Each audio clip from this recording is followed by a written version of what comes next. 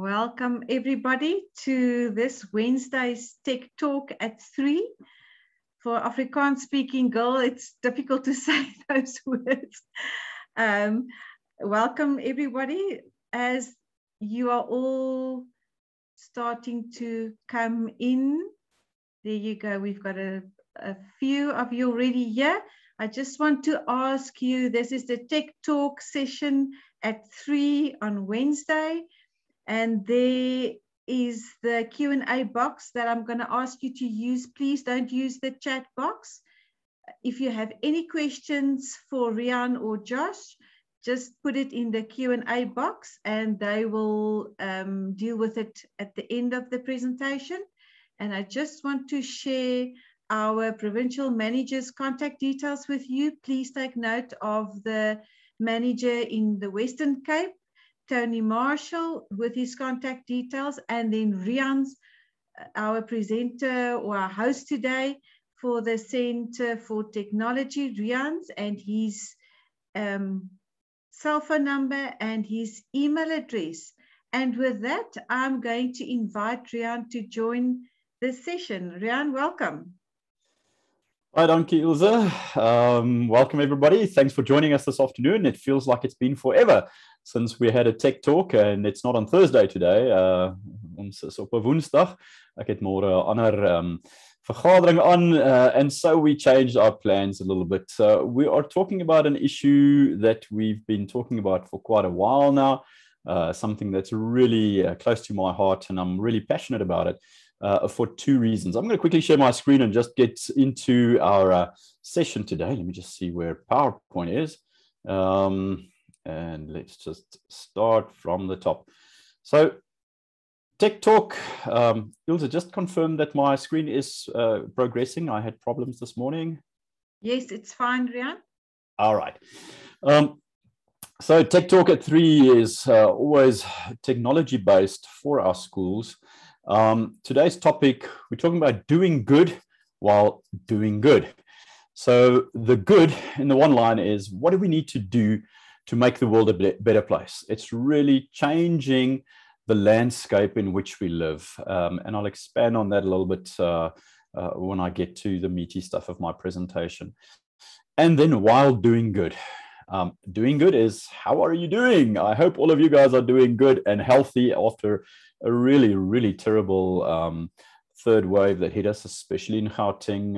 We had some sad news in the education sector again, and close to the FEDSAS family as well, with principals being ill and one of our provincial council members passing on, Dr. Riaan from Kempton Park, as well as SGB chairpersons, principals, spouses. It's really been going tough, and in just saying that, let's just honor those people and remember them. But the topic today is, how are we doing when we are doing good, something to change the world, and possibly getting reimbursed for that. I watched a TED talk the other day that was extremely interesting. The lady, Chinese lady, spoke about the topic of, why are we not paid for our data? The top, I think 7 of the top 10 companies in the world are tech companies that collect our data while we use their products. So we're giving away valuable information, and valuable in the sense of its value to us, for free, in some cases while paying to use the product. Sometimes it's to use the product for free, but in many cases it's to do. And she just put a mind shift in my mind, saying tech companies should be making a lot less profits and giving a lot more back to the people whose data they're mining, whose data they're selling for marketing purposes, whose behavior they're tracking, all these things. And that just made me think, is it so terrible to be doing good?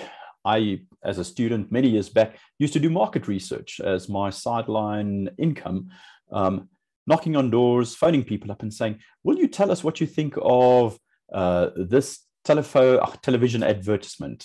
Would you mind trying these Simba chips new flavors and telling me what you think? But so there's always been this thing that we have been trying to get information for free from people.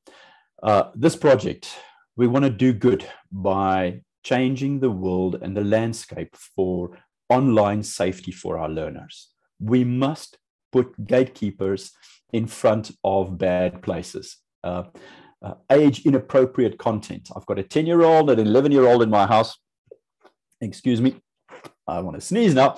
And they are constantly online, and I need to make sure and do my bit and ensure that when they are online, that they don't go to those inappropriate places. And yes, it is happening. Over the weekend, I read the newspapers, and 2 big incidents of identity theft took place, ransom or hijacking of Twitter accounts, and inappropriate stuff that led to people sharing bad information, new photos to get themselves out of trouble, and then laying making a case at the local police station, but it's difficult to chase. So it is very much in our space that we've got to protect our online landscape for our learners. Doing good, I think everyone is feeling the pinch. I think everyone is understanding the economy. Even before the holidays and the unrest and looting, there was already pressure on us. How can we do good? By doing some fundraising for schools. And the Center for Technology has been looking for 2 years now at economic influence into our schools. What products can make us money? What products can save us money? Or what products can improve our productivity? And we came across this project with Be in Touch, and we thought, how can we do good, do better, improve our standing and our abilities while doing good? So I hope you get my little intro there, doing good while doing good. And Josh is going to share a little bit more about this in a short while. I always want to just keep the Center for Technology's slogan, mantra, and everything on the radar, on the foreground for us. We have to learn as we live. And suddenly, there's been a lot of change in our space. There's been a lot of online activity with the last 16 months of being home, lockdown learning, just lockdown living. It's just been on the increase. So our tech space, our screen time, the availability. One of the weekend's issues in the newspaper was that of the explosion of something called OnlyFans, which is an online facility where people that can't go to establishments of ill repute late at night, where now you've got can I call it the strip joint on your phone, and you join OnlyFans and pay, I don't know, hundreds of dollars for a membership to join someone, because that's how accessible, how available, and suddenly how affordable it is. Our living spaces have been influenced completely, and our learners are subject to that. So we have to learn, meaning our whole learning journey, our whole teaching, management, governance journey has got to mirror what's happening in our lives. And it's rapidly changed and still changing. And today I might sound a little bit harsh and very passionate about this, but I am slightly confused about the difficulty of getting this message across, because I want to have a gatekeeper in front of a lot of content on the internet where my kids can't go. Maybe just on a lighter note, a quick information and advertisement. The recent Tech Talk magazine has seen the light, looking at a new one before the middle of August for the budget cycle. This one, the previous version and edition, was to welcome the new SGBs in the stable, and big thought leadership process of how do we deal with technological issues at school. So please take note of our magazine.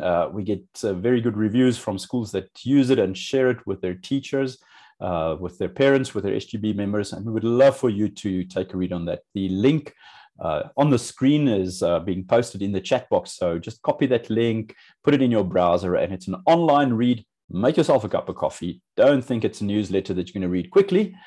Sit back, relax, and read messages from our management, our leaders, and then interesting bits from the industry, also focusing on security and online virtual security of our learners.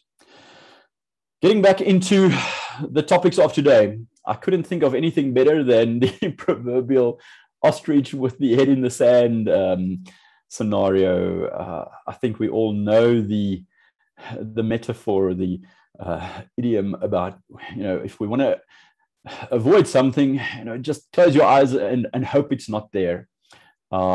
This one is fairly blatant. We're thinking that our kids don't hear about all the bad things. They don't hear about sex, and let's not talk about it because it's a big word. Avoiding any difficult conversations will not make it go away. I think Josh has some stats for us about the difference between where the kids spend their time, where they take their phones, what they do on that, versus what parents think happen in that. So I want to say this project, Share to Protect, the campaign that we're driving to make the world a better place and put age verification software in place on most, I think it's being regulated in Europe at this moment, but most adult content or inappropriate content should be age gated and not just by means of a tick. So I'm saying here, this project may be complex. We've heard from schools and from parents, this is very complex to understand, not 100% sure how I think about it. For many months, FEDSAS has told us, let's not put our kids' pictures online without consent because of the Poppy Act and how we got to Poppy. Now we're asking kids, parents and schools, to do a facial scan of kids. Now there's a dissonance between these two things, but the one is like telling people we should not cut our children because they're going to bleed. And the other one is to say, but we should go to the blood bank and donate blood. Two separate issues, completely separate issues. We've got to do something good, although it may be complex. So there's a complex understanding of it. We're asking for parents to join in the greater good fight, doing good by training AI so that's artificial intelligence, so that we can age gate people.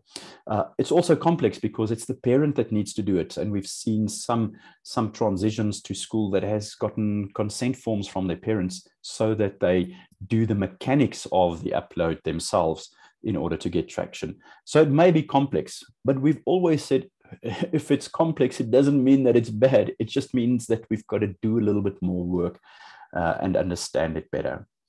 I would really like you to participate in the Q&A box if there's any questions about this. So pop us some questions in the Q&A box if you want to. The second topic that I want to talk about is just reiterating the ostrich in the sand model. Over the weekend, opened up the newspaper Sunday morning, and I see two big issues. The OnlyFans issue, where they explain how the market exploded. And the difficulty now is you can go search for that article. One celebrity put up an OnlyFans page, sold pictures for $200 a piece. And it was not quite what the audience was expecting. And the difficulty and how many other people now say, but that's put them out of the market. It's difficult to get your mind around how the world has changed. And then the Twitter spat on the East Rand in Gauteng, where a mother and a daughter was attacked via Twitter for inappropriate pictures, and then what's the word? Afgedreig. They were told if they're not going to respond with money or pictures, their details were going to be published on all sorts of porn sites around the world. Apart from that, there are tons of other pictures. And I want to quickly, if you are capable of running two activities on your PC at the same time or on your phone, I know most of you have been checking your phones and sending, just do me one favor and Google Yoti and pornography. Is that what we said, Josh? Or what is the search that we quickly want to do? Maybe just come in there. Age verification and age verification. Let's just Google age verification and pornography, and just see what's going on in the world. Josh will speak to it now. I'll introduce Josh now. So sorry, he came in before he was even introduced. So yes, The problem, we understand the problem. Agreed. There's no issue that we've got to do something. We don't give kids driver's license and car keys before the age of 18. We check their age. We don't give kids alcohol before the age of 18. And if you're at a bar or a restaurant, the waiter or the manager is by full right to ask for an ID. Please show me your ID. I was in the US for a while. I lived there, and I got asked for my ID many times when I wanted to buy a drink. So the problem is there. We age test in many circumstances for validity of use and participation. It even means signing a contract, spending money. We're assuming that what you buy at Takealot is done by someone that is economically active and a willing participant to a contract.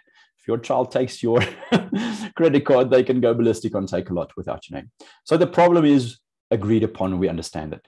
The solution, I think it's agreed upon and even regulated. If you go to Google, your Google search, you will see that many countries have introduced this. I just looked at a newspaper article the other day, or a news article, it wasn't in paper, about Germany suspending one of its biggest pornography sites. Yay, but they're always going to be there if they don't use age verification as a gate to entry to see what age the user is to ensure that you get there.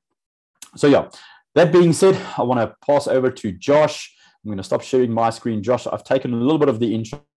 I know you have a limited slide deck. We've already shared quite a bit of this, and there are previous webinars on this instance. I'm struggling to stop sharing. There we go. But Josh, if you want to join me on stage, welcome this afternoon. Thank you for the time that you guys are putting in as Be in Touch to this project. Yeah, any questions from the audience that you might want to preempt? I want to ask the audience again, if there's any question that we want to help, we want to hold your hand through this process and ensure that we're not doing it just for the doing good, but we're doing it for the doing good. We want to change the landscape of age verification. Over to you, Josh. Thank you so much, Riaan, and thank you to everyone that is here with us. As Riaan said, it is a little bit of a complex solution that we're offering here, but it's a very simple problem. So I'm going to do the hard work for you. Riaan said that we could go and search for age verification and pornography. So I've done that, and just a few, I'm going to show you 3 or 4 things that show you where the trend is going and why this is a viable solution. So this is an article talking about, and these are all very recent. So this one is talking about why it's so important and looking at the governing body in, I think this is in Australia, the Centre for Counter Child Exploitation, and they're here saying that, you know, this is definitely a viable solution that can work. If we have a look over here, this is actually the Parliament of Australia, that 1/3 of children aged 7 to 10, according to the, that 1/3 of parents, sorry, of children between the ages of 2 and 17 were concerned about their children accessing pornography. So we definitely need to get that higher, but it is a show that parents are concerned. From biometric updates, this is actually this year in June the 7th, more countries consider biometric age verification to access pornography sites. The Scotsman, 80% of adults want age verification controls for online pornography.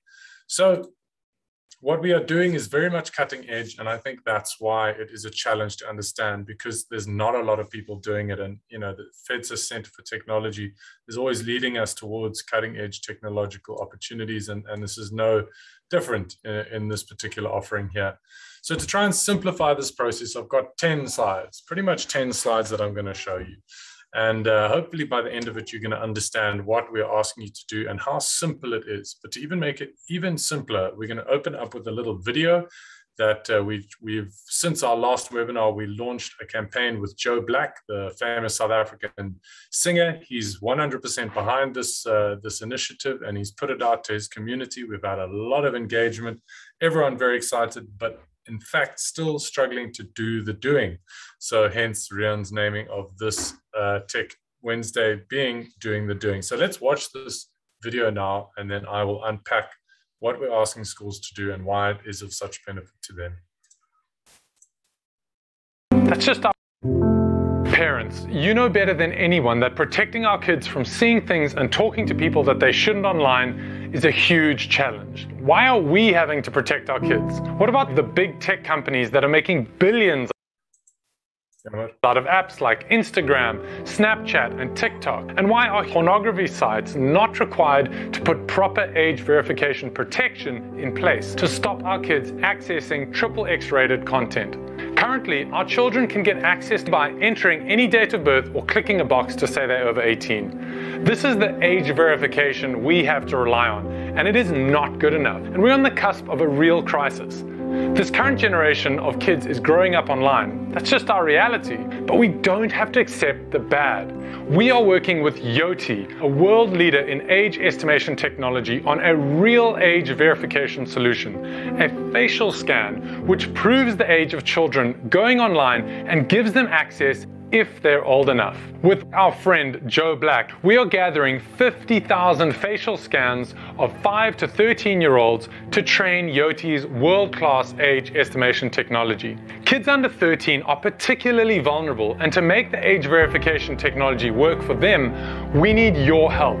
All you need to do is to click the BTG link to the Share to Protect campaign, upload a facial scan of your child, and enter their month and year of birth. That's it. No names, no identities, and no locations. It's a super quick process, completely safe, secure, and POPI compliant. And for every facial scan uploaded, BTG Everyday Heroes will receive a 20 Rand donation that'll go towards supporting the Heroes Anonymous app. Isn't that awesome? Join our growing group of concerned South African parents making a global difference and keeping children safer online. Click the BTG Everyday Heroes link below and let's share to protect.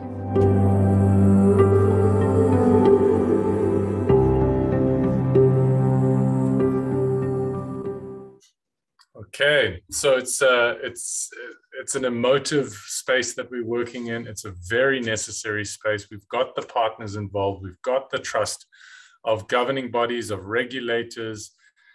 What we need is action from parents, and the way that we're doing that is using schools that they trust, and that's who's here on this webinar. Schools that are wanting to do good while doing good, and we're going to unpack what that means in just a moment. So the Share to Protect campaign is exactly the name of the hashtag. You have to share a facial scan of your child to protect all children everywhere. It's that blood bank example that Riaan was speaking about. There happens to be a financial incentive, just a thank you for the energy that we know that schools will need to put in, but that is not the be all and end all of what we're trying to get people to do. They have to know why they're doing it and be driven by that passion. So as Riaan said, we, the company that I work with, that I founded, Be in Touch, we do surveys in schools and we connect to children about the problems and struggles that they're having online. And these are some of the statistics we see. 84% of kids by the age of 12 have some form of access to a phone or tablet. 57% have seen pornography by age 12. 84% of them sleep with their devices in their room, which means that their sleep is badly inhibited. Late at night, that's when pornography is generally accessed, whether voluntary or involuntarily. There's a 64% stranger contact via social media for kids that have no filtering on their devices. And 66% of them already have social media. So that's social media that is created for over 13s that they already have access to. And almost 70% of them have no parental limits at all. So it's all of our parents out there, or at least 70% of them, have got very itchy ears from all that sand that they've got from sticking their heads so far under the sand. And we are only focusing on just this one problem, age verification, which is about accessing inappropriate content. That's what we're really concerned about. And currently, children can just put in any date of birth or tick a box to prove that they're over 18. And we need age verification solutions like the Yoti age estimation technology. Now, who are Yoti? They are a digital identity as a force for good initiative from the UK. They are a company that does a bunch of things in digital identity, but they are very much a transparent B Corp, which means that they have at their bottom line people as well as profit. and they are audited by all of the highest levels of regulators in the land. So that that body in Germany that Riaan was just mentioning that is now regulating the need for this kind of solution, they are part of the auditing body that has audited Yoti to make sure that they are of the highest ethical standard. So we are trying to gather these 50,000 facial scans. Even if we don't get all the way there, every facial scan helps us get closer to the point where Yoti can have a functional solution that governing bodies can then regulate that these service providers have to use. And as I said, it's just a bonus that schools will get, update that, it's a 20 Rand donation per school, per learner facial scan. And then the first school to 1,000 photos, 1,000 facial scans would get a bonus 30,000 Rand in addition to the 20,000 Rand for the photos themselves. So that's the first school to 1,000 would earn 50,000 Rand. In our current context and climate, I would say that that alone would hopefully get some schools excited. Of course, that's not going to be the primary reason they get involved. And the next question generally is, what about data privacy? What about POPI? And we are very happy to say that this is completely POPI compliant because the consent is given by parents, either via the parents completing the process themselves. What we're finding that the schools that are getting ahead in their numbers are actually sending out a parent's consent letter, and then the parents are giving consent, and the schools are actually doing this in class time. And once they've done that, there's the facial scans that are submitted. There's head and shoulders only, no names or identification, no location or tracking. The facial scans are only used for this one specific thing, and they are ring fenced for a maximum of 3 years. So if after 3 years, that facial scan will be deleted without a doubt. And so there's really nothing to worry about in the privacy space. It's quite simple for schools to get involved. It might not be simple, the whole process, but the first step is very simple, and we will walk with your school all the way through. We will send them updates, we'll send them instructions, we'll call them if we have the number. But it's a 4-step process that the schools go through, and then I'm going to take you through the process that the teacher would go through in the class, which makes it very clear. So the number one step that we're asking your schools to do is to register with us. Registering doesn't mean you have to do it, but at least you're registered, because there is a very little time left in this campaign. It's only till the 20th of August. But you need to send an email to sharetoprotect@yoti.com with the school name, the principal's name, and the contact number that we can contact to drive this in your school space. Number 2, we will send you a parent's consent letter that you can send out to your parents. Number 3, your teachers then collect the learners' facial scans at school, probably take an hour or 2 of class time per class. And then number 4, you can monitor your fundraiser with your unique campaign website. So those are the steps, very simply. And how do the teachers upload those facial scans? So you can imagine you get your teacher in front of the class, they click on your school's unique website link. So that video that I showed you in the beginning, that had a link there, sharetoprotect.yoti.com/BTG. So that's Joe Black's link that he's fundraising on. Now you would get your own school, /school name, whatever your school name would be. Now that unique link we will provide to you when you register. Your teacher on a Monday morning at 9 o'clock would click on that link using a cell phone, a tablet, a laptop with a camera, click on that link. They need to then scan themselves to prove that they're over 21, give consent on behalf of the parents, because the parents have already delivered their signed consent letter, which we will also supply. And then the teacher completes a facial scan for that learner following the steps on the website. And that's it. This is what it actually looks like. The teacher clicks the Get Involved button on your school's unique website, clicks Continue, clicks Start Age Estimation. This is me. They estimate their own age. And once they have been verified that they're over 21 and they're old enough to give consent for the child, because the child can't just do it by themselves, then put in your school's email address, year and month of birth, and click Proceed. You get some tips on how to take a good facial scan. Click Proceed, line up the child's face, take the picture, and you're done. That's it. Less than a minute per child, 20 Rand added to your school fundraiser because it's tracked on that unique website URL. and then you can actually monitor. You can go back to the page that you started on, and you can monitor. You can see, so this is one of the schools that we're working with. They've got 75 photos submitted. That means 1,500 Rand. We will also contact you to get a verified school bank account so that you can get paid within 90 days at the end of the campaign. And the campaign does end on the 20th of August. So it really is the last webinar. We've been speaking about this for ages, and it's the last chance really for schools to get on board and to take advantage of this wonderful fundraiser. And we hope that you'll join us in protecting children online. And again, all we're asking to do today is for you to email sharetoprotect@yoti.com with your principal name, contact number, and your school's name. And that doesn't oblige you to anything, but it just means that you get your registration done, you get all the details that we're looking to send out to you so that you can make a decision about it, and then we will help you get all the way through. Now, if getting your SGP on board and doing this whole process is something that you think will be a real strain, or you've got the funding that you need and there's no need to do it just for that, you can actually just join Joe Black's Share to Protect campaign.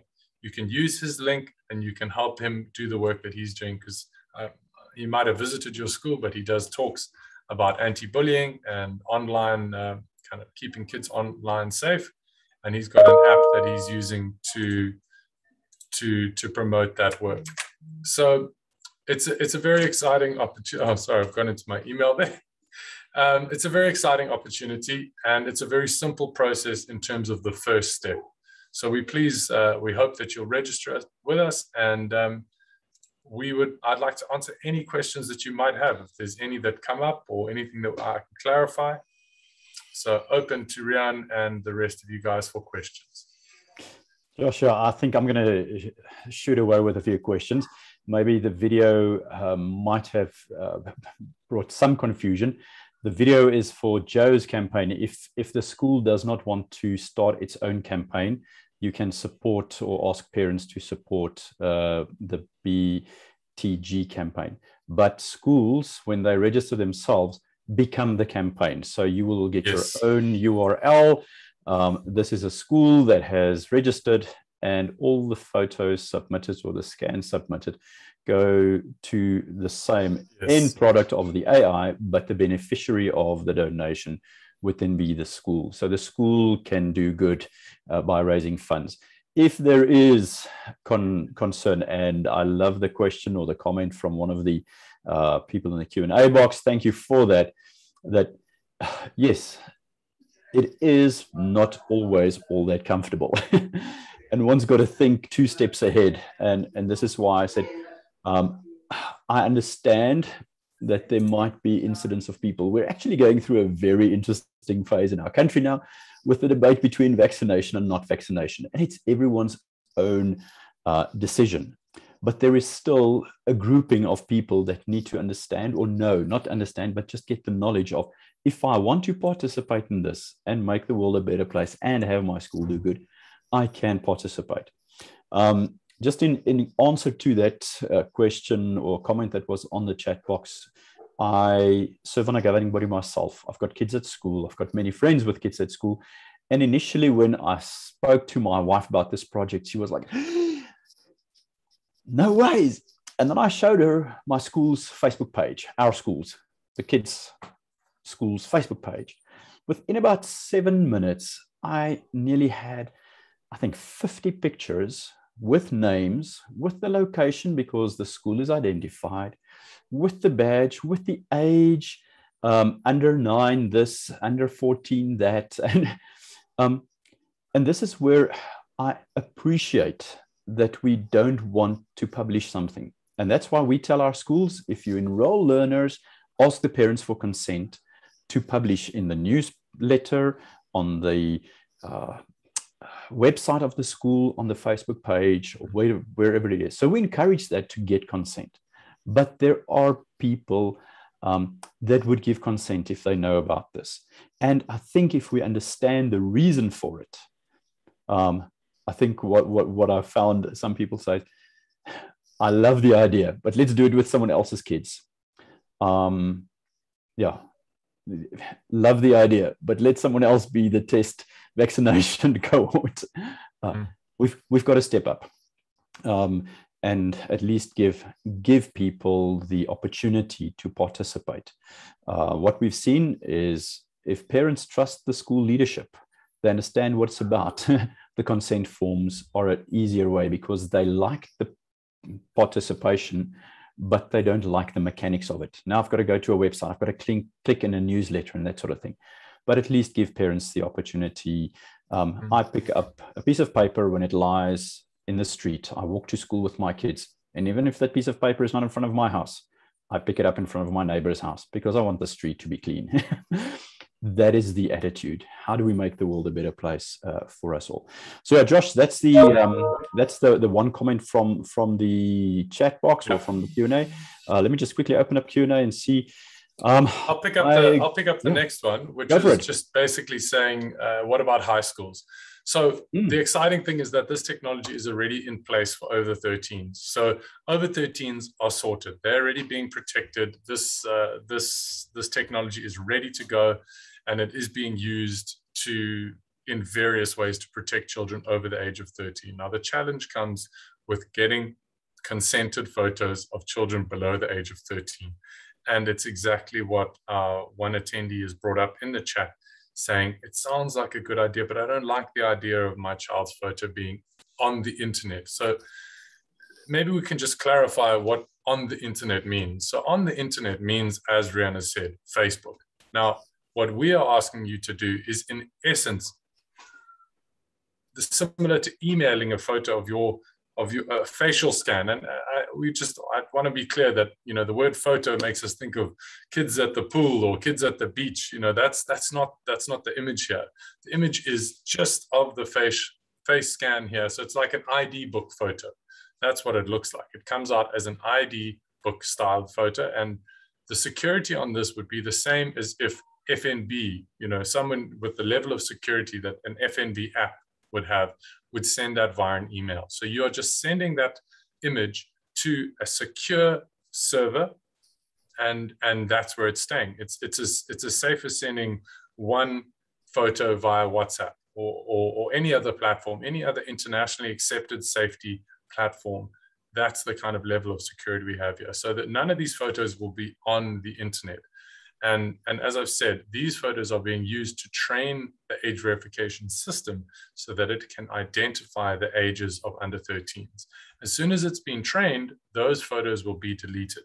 And an additional layer of comfort that comes here is that when the school gives consent, or the parent gives consent, and they put this email address in here, they will be emailed a reference code which aligns to that child's facial scan.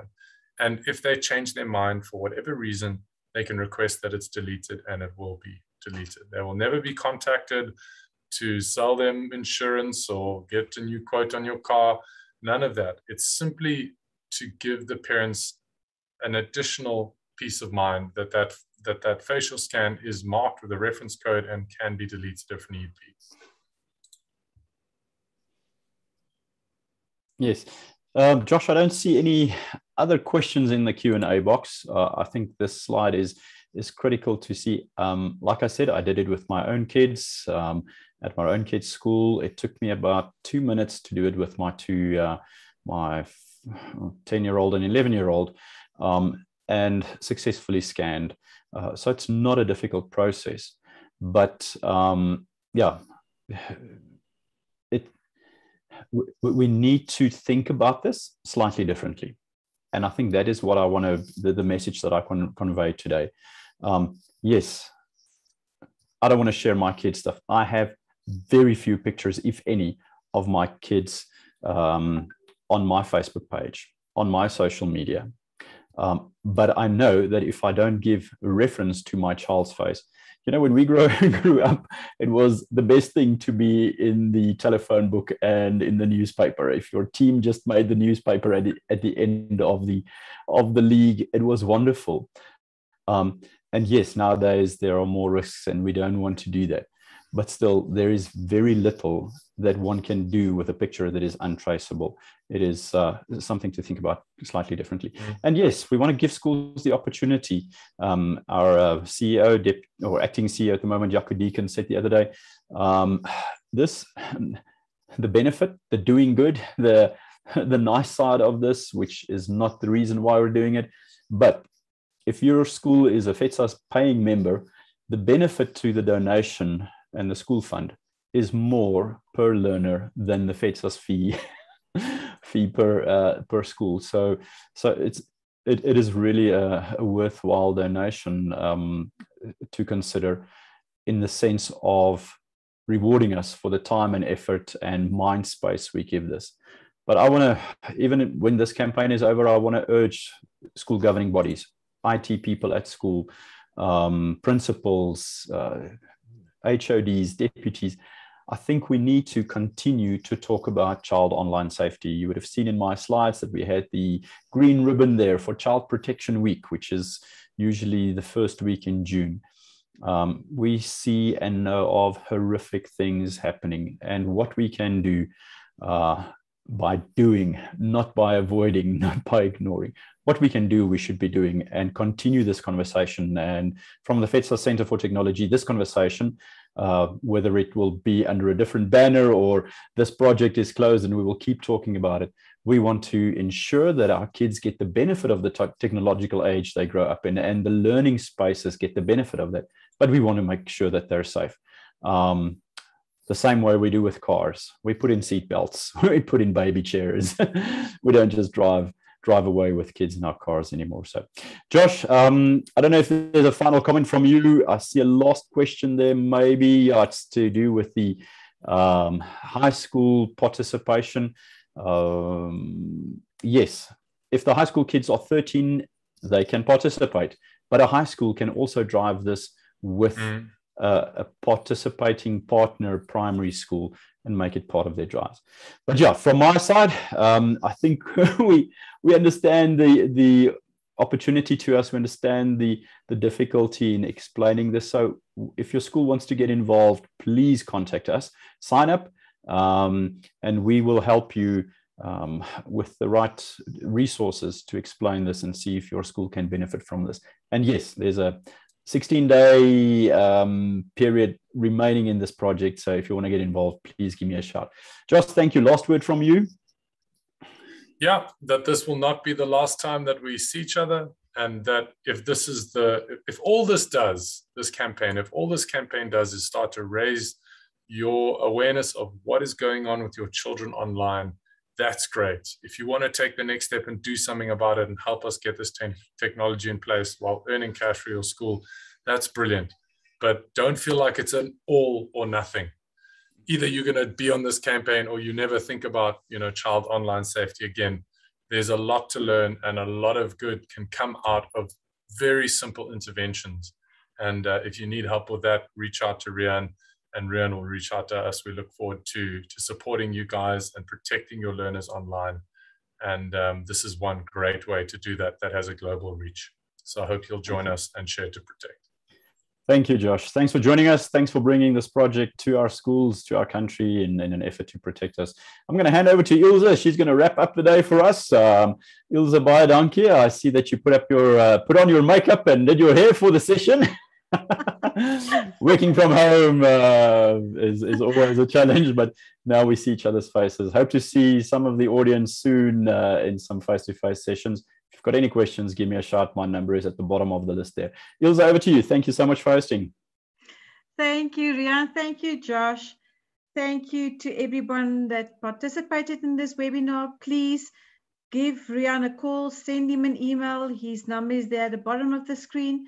And with that, we say goodbye and have a very good afternoon and evening with your friends and family. Goodbye. Take care, everybody.